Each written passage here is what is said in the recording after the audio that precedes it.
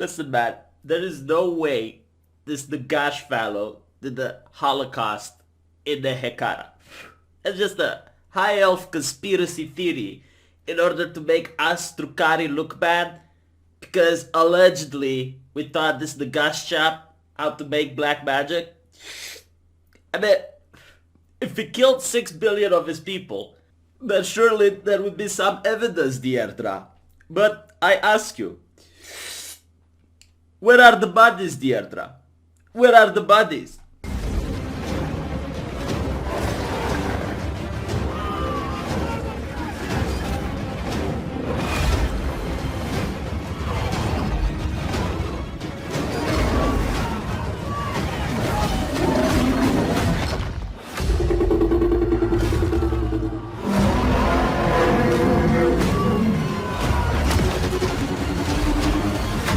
Today I'm going to be talking about the most wonderful undead army ever created by human imagination, best army in fiction, hands down, the Tomb Kings.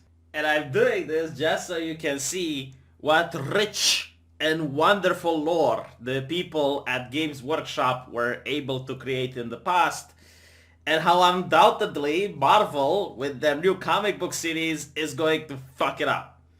Now this lore is in the fantasy universe, but since Arch Warhammer is covering 40k, and he moved away from the fantasy since Age of Sigmar, and it's like, Age of Sigmar,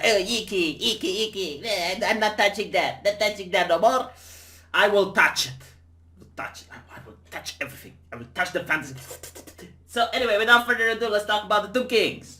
Now, what Warhammer Fantasy does is it looks towards ancient human civilizations that we had in history, and they add very nice mystical and magical elements to said civilizations. Basically, they do a really good job at culturally appropriating, and that's a good thing. Now, as you can imagine, the Tomb Kings are inspired by the ancient Egyptian civilizations. That's right! That's right! That's right! Now, the story begins with the kingdom of Nehekara going through climate change. Now, the scientific consensus was that the Dark Elves, which at the time were performing magical rituals, would cause mana dioxide to go into the atmosphere and cause a global warming in the desert. So, the crops were not growing, the rivers would run dry, disease and pestilence would plague the land, like the Black Death and the Typhoid Fever does in Los Angeles. Rumor has it that the High Elves sent a great child to the Dark Elves, to Drukiri, in order to shame them for their capitalistic use of magic, but the Dark Elves just gave that child to a pleasure cult for Slaanesh, and it was never heard about it again. So let's not talk about that. Don't want to get in trouble with the YouTube censors. Let's talk about the city. Now, the city of the Hekara didn't have a European Union with Mama Merkel to welcome all the climate refugees, so they had to deal with what they got. And they dealt the only way they knew how, which is through warfare. Because apparently violence transcends all types of culture, all type of human language, all type of philosophy. So it was might makes right. But the problem was that whenever one king would try to amass a bigger army than the other two kingdoms and start taking some conquests, like an oasis here, a little bit of pasture there, the other two kingdoms would forge an alliance and would manage to crush the shameful imperialistic tendencies of the first city. So this went on for a couple hundred years, not more, until a gentleman by the name of Settra the Great was born. Now, Settra the Great was a very vain individual that wanted to be loved by the people, and he wanted to unite the good people of the Nehekara. So he stood there thinking and had an epiphany. He realized, holy shit, I got people and I got sand. We're like sand people. What do sand people like? But oh, I know, religion. So he goes to the old gods, start reading the lore, start learning about the ancient civilizations and how they managed to settle in the desert. It's like, oh, the gods were actually helpful to us because we had this pact. You know, we provide worship. We suck the god's cock, and the god protects us from climate change. But unfortunately, sometime in the past, the elves from the Frankfurt School of High Elvish spread this philosophy to the good people of Nehekara, which taught them Marxism and moved them away from gods, and this was a problem. So Setra the Great managed to bring his right-wing religion into this, started building temples for the gods, started worshipping the gods, and did the unthinkable. Now, if you think George R.R. Martin was a little bit sick for killing a little girl to the god of fire in Game of Thrones, then I'll let the writers of Game Workshop show you how it's done. You see, apparently, in order to show devotion to the gods, Setra the Great had to sacrifice his own children, like not one, plural, into this ritual, right? To show that he's actually meaning serious business. Now, I don't know how the conversation with his wife went. I probably assume it's like, what are you doing? No, the children. It's like, shut up, woman! God damn it, I wish we would have the 19th Amendment just so I can repeal it. Trying to run a kingdom here, in the middle of the goddamn desert. Trying to send soldiers to conquer shit. All you think about is the children. Yeah, that's how I think it went, but suffice to say that he went through with the sacrifice, and then he was like, oh gods, we cool. Oh yes, motherfucker, we cool. So the gods actually, went on their promises.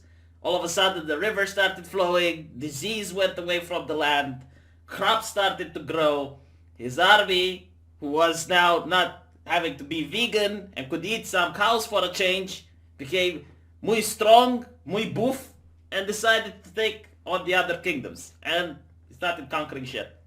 Now, this went on for a couple of decades, and Setra apparently had the military intelligence to go with the army that he had. So it was also the motion of the ocean, but also the size of it. And one day, he grew old.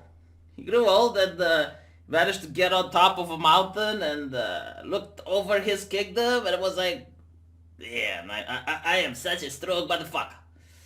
But then as he turns around and sees the things that he didn't conquer yet, he starts raging. He gets triggered. It's like, look how many people I could oppress, and I haven't gotten around to. It's like, how is that fair? That's not fair at all, right?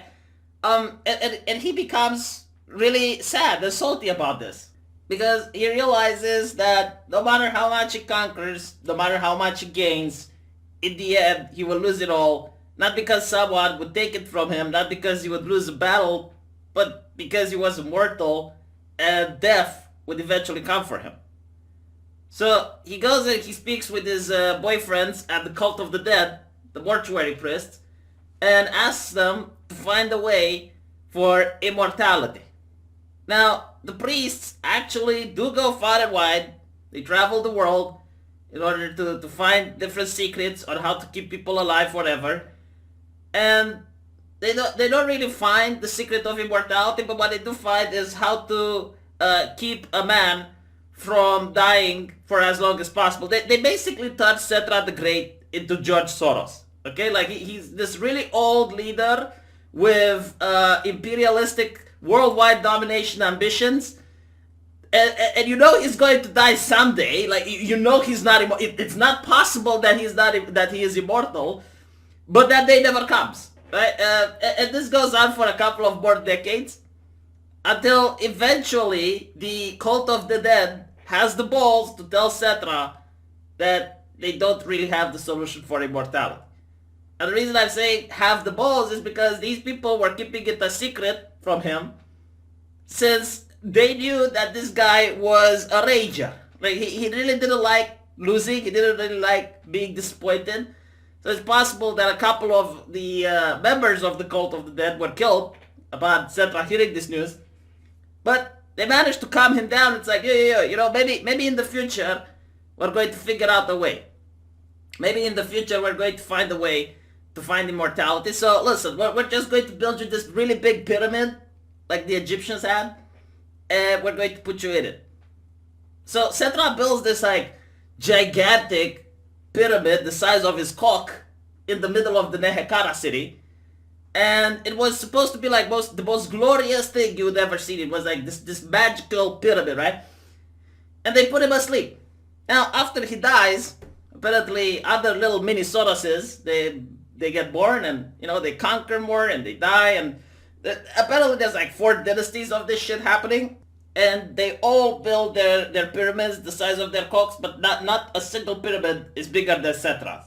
Like that's something that should tell you a lot. So this all happens until a guy by the name of Nagash is born. Now Nagash was second born, which means he didn't get access to the throne. But what he did get access to was the cult of the dead. He became an apprentice there. And one day some dark elves managed to get captured by the people from Nehekara. And Nagash manages to get access to the prisoners. And as I mentioned before, despite their cultural differences, it seems that violence does manage to transcend human understanding. And in this case, in this universe, it even transcends species. Because after dismembering the witch elf, cutting off her arms, cutting off her legs, only her torso was there, and he was like poking and prodding at it, she starts telling him secrets.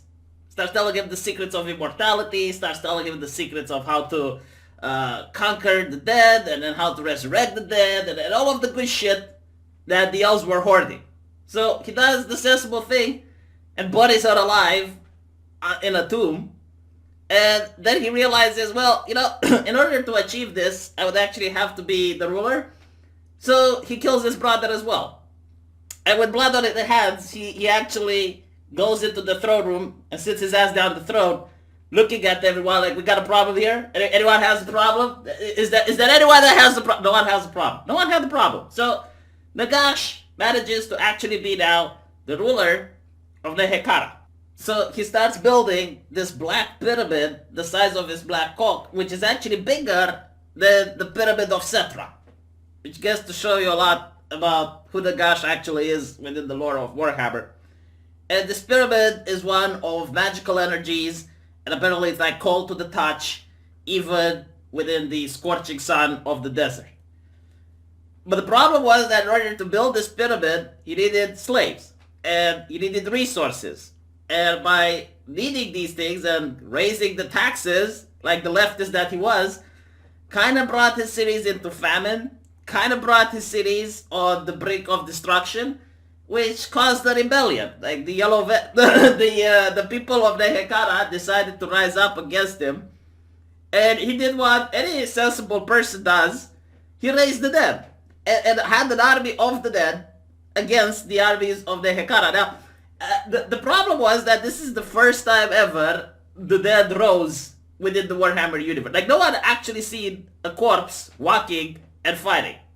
So you kind of understand that the people were legitimately spooked by this, but they were also a little bit enraged. Because you see, for them the dead were sacred. Like, they had an entire religion around this shit. Like, they literally had the death cult, right? So they managed to destroy Nagash's armies, and then they managed to chase Nagash away from the kingdom of Nehekara. And all was well and good. At least for a couple of thousand years.